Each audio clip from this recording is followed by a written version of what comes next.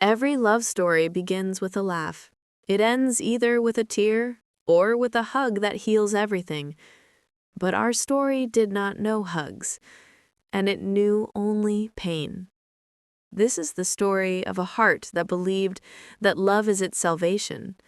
He didn't realize it was going to be his biggest wound.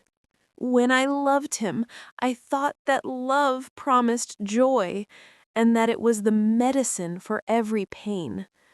No one told me that love could be a dagger planted in the chest and that it could turn a long night into a hell of tears.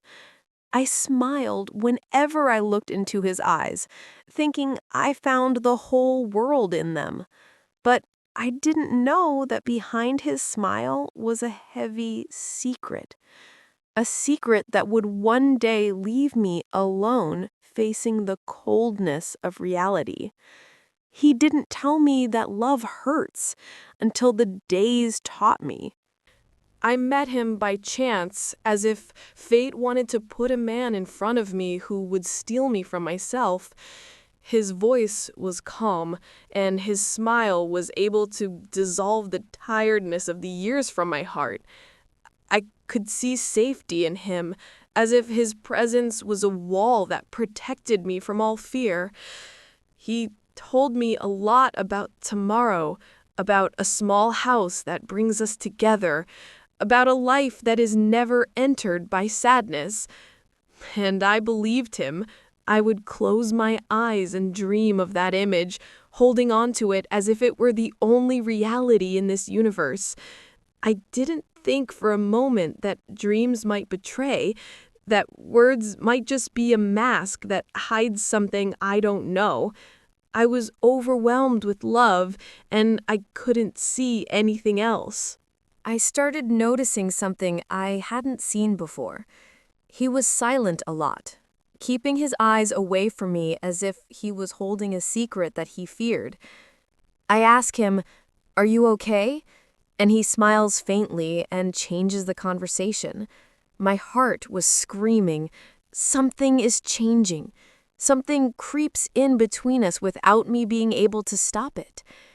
I would hold his hand, but he would let it go slowly, as if his hand had become stranger to mine. The night is no longer ours. He became silent and gloomy, and I resisted the silence with words, with many words. But he doesn't hear me anymore. That night, I couldn't stand silence anymore. I looked at him with tearful eyes and said, "Tell me, what's going on?"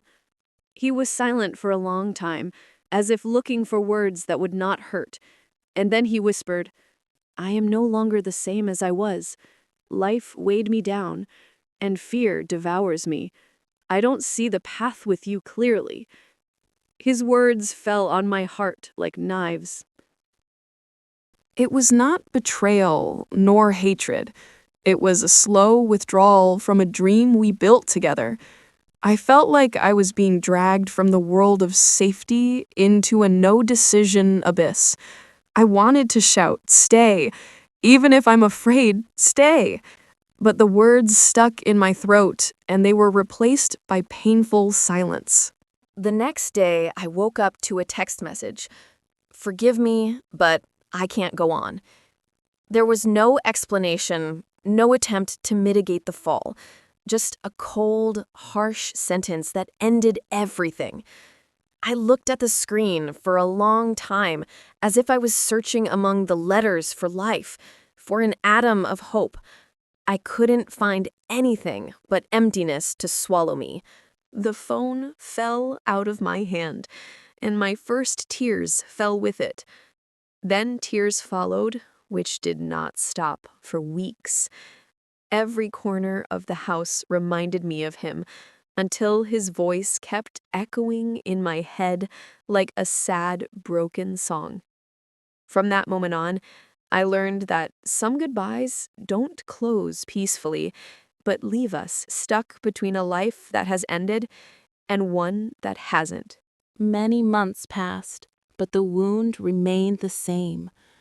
My friends told me, "Time will forget you." But they didn't know that time itself had become my enemy, reminding me of it with every passing hour.